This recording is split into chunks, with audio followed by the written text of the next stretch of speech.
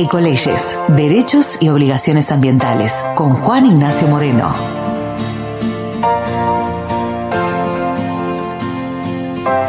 Bueno, retomamos las columnas con Juan Ignacio Moreno y en este sábado ya hemos venido de escuchar algunas relacionadas con personajes, en este caso personajes de la historia y personajes muy relacionados con la cuestión ambiental. Por eso es interesante que hoy nos traes un nuevo personaje que a su vez no es para nada conocido. Creo que está dentro de aquellos que muy pocos deben conocer, ¿no, Juan?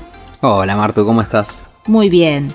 Bueno, es así. Hoy vamos a hablar de un pionero en la materia ambiental y justamente no solamente en la materia ambiental, sino en el derecho ambiental, porque ha sido, para mí, yo creo que lo podemos titular como el primer abogado ambientalista, que es el caso de Alberto Catán, y quien durante la década de los 80 tuvo una serie de casos jurisprudenciales que han marcado un antecedente muy relevante, teniendo en consideración, como ya lo hemos abordado en nuestras columnas, que nuestra Constitución recién en el año 1994 contempla la protección del ambiente. Así que en la columna del día de hoy vamos a estar hablando un poco de la figura de Alberto Catán y también vamos a hacer mención, para anticipar algunas otras columnas, vinculado a compañeros de él en esta causa ambiental, como han sido Juan Schroeder, un apasionado por la cuestión ambiental y también un cineasta, vinculado un poco a los residuos peligrosos y la importación, qué es lo que sucedía, que eso lo vamos a abordar en otra columna en particular, y después el caso de Antonio Brailovsky, que también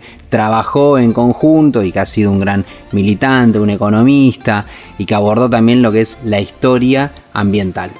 Ahora, yo pensaba, Juan, estamos hablando antes del año 94, ¿no? Claro. Que la cuestión ambiental en esa época era muy difícil de abordar, ¿no? De hecho, era muy complicado esto de plantear ciertos derechos del planeta, ciertos cuidados. Estábamos todavía en una etapa en donde creíamos que todo era inagotable, que todo podíamos usar y descartar, ¿no?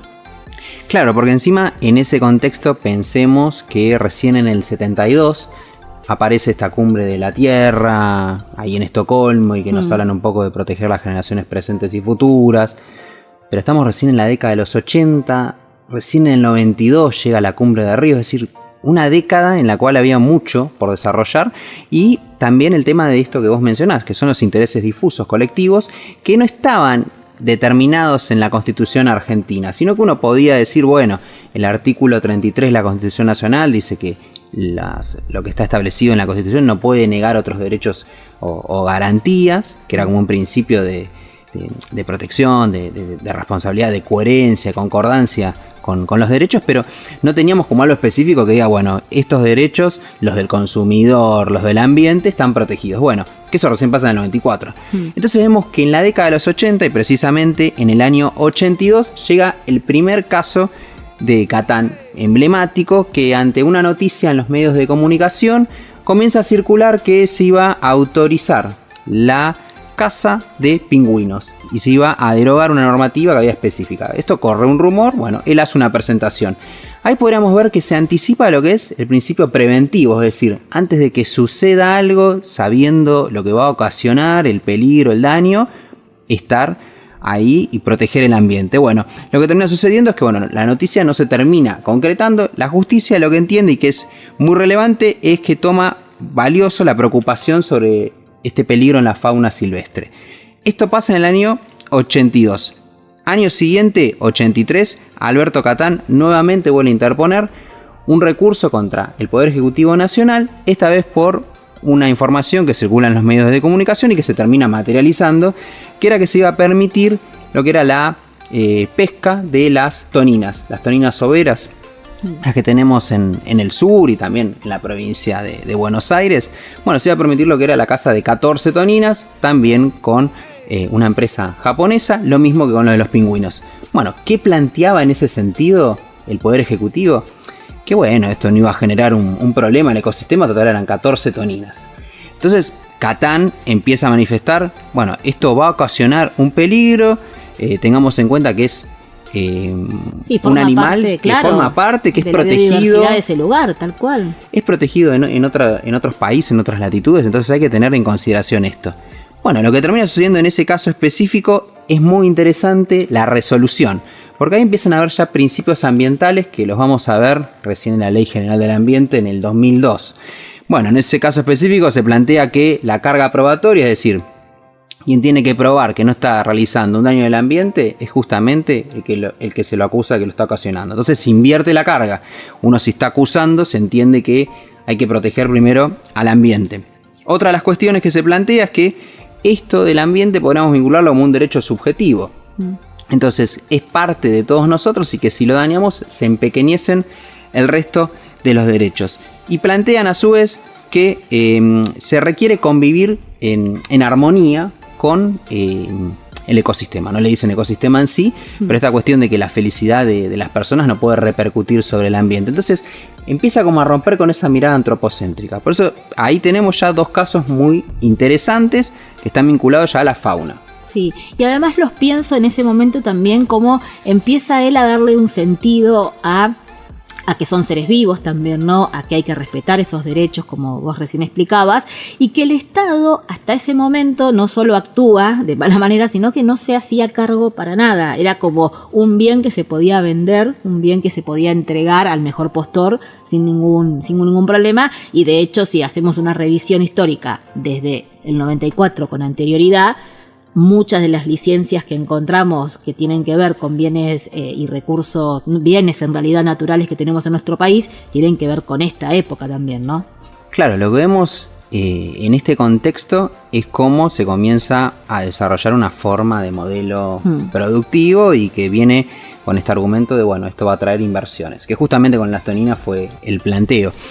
Entonces, hay un adelanto importante por parte de Catán y también el trabajo con Juana Roeder y con Brailovsky, y que lo vamos a ver en un caso ahora específico también en el año 83, que está vinculado a un plaguicida que se lo denomina como DDT, que fue utilizado también llamado como el agente naranja en la guerra de Vietnam, que se lo arrojaba para desfoliar lo que es las zonas verdes y poder encontrar a los vietnamitas, que eso ocasionó que también podemos tranquilamente en algún momento hacer una columna sobre las consecuencias que dejó eso en Vietnam como una herramienta, un arma de guerra, en ese caso en particular. Bueno, ahí lo que había sucedido es que ya se estaban dando inscripciones en el registro en particular, entonces lo que plantea Catán en conjunto con Schroeder y con Brailovsky es que esto tenía que interrumpirse, que era un plaguicida que iba a generar daños en la salud, en el ambiente.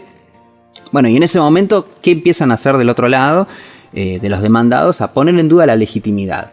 Es decir, que esto no puede ser que sea algo individual, que los intereses difusos es una construcción que están haciendo estas personas, que eso no existe, que es lo que vos comentabas, Marta, al principio, que el interés colectivo, bueno, pareciera que no existiera según ellos. Entonces, ellos plantean su reclamo en que si esto da una habilitación ahora, va a generar lo que es una política genocida. Es decir, ya la cuestión de cómo lo plantean es de avanzada cuando hoy día escuchamos lo de cocido, digo, términos que son tan actuales. Ellos ya hace 40, 50 años estaban hablando de estos temas. Bueno, lo que termina sucediendo es que se suspende en el año 83 lo que eran las inscripciones con este tipo de plaguicida. Vemos totalmente avanzada, problemática que tenemos hoy en día los agroquímicos. En ese caso en particular, ellos lo que podríamos decir se utiliza una medida cautelar. Es decir, para hacer una medida cautelar tenemos que tener algo que esté afectando claramente a un bien jurídico protegido, que haya un peligro en la demora. Si se demora mucho en resolver la justicia, se va a agravar el problema, pero lo que siempre se le pide a quien está requiriendo esta medida cautelar es una contracautela, es decir, que alguien tiene que ofrecer o es una caución juratoria o dinero. Entonces, lo que se entendió en este caso y que también es relevante es que no se necesita esa contracautela, es decir, que no tiene que poner plata quien está solicitando la medida cautelar. Y el último caso que tenemos es el del año 1985. Este también es muy relevante, por acá vamos a hablar de salud y ambiente. Y en este caso Catán hace un reclamo sobre la publicidad de las tabaqueras, es decir, de los cigarrillos en los medios públicos, en los medios de radio y televisión. Planteaba que la ley de radiodifusión de aquel entonces establecía que aquellos bienes que ocasionaron un daño en la salud o afecten a la comunidad no tenían que tener una publicidad. Bueno, lo que termina sucediendo es que se hace un informe específicamente por el tribunal de aquel entonces, donde el propio área de salud e institutos especializados comienzan a hablar sobre la vinculación de de este elemento como es el cigarrillo en la salud, es decir, las consecuencias, las vinculaciones con el cáncer. ¿Por qué es relevante esto? Porque más allá de que pues esto se resuelve porque sale una ley en particular que restringe la publicidad, es decir, se convierte en abstracto el reclamo, y que dice que a partir de las 10 de la noche recién ahí se podía hacer la publicidad, es muy relevante porque este caso lo tomó la Organización Mundial de la Salud para luego en el año 88, 87, 88 establecerlo como el día contra el cigarrillo, y toman que el primer caso que hubo a nivel mundial donde se hablara en un tribunal sobre los daños en la salud de los cigarrillos fue este. Entonces acá vemos que podemos analizar la cuestión del impacto en la salud y hoy en día como estamos hablando de esto de los colilleros y la necesidad hasta de tratar ese tipo de residuos. Como un residuo peligroso hoy en día, ¿no? Y está vigente, está pendiente todavía en la legislatura a nivel nacional que la colilla de cigarrillo sea considerada un residuo peligroso, ya que lo es por la cantidad de tóxicos que tiene.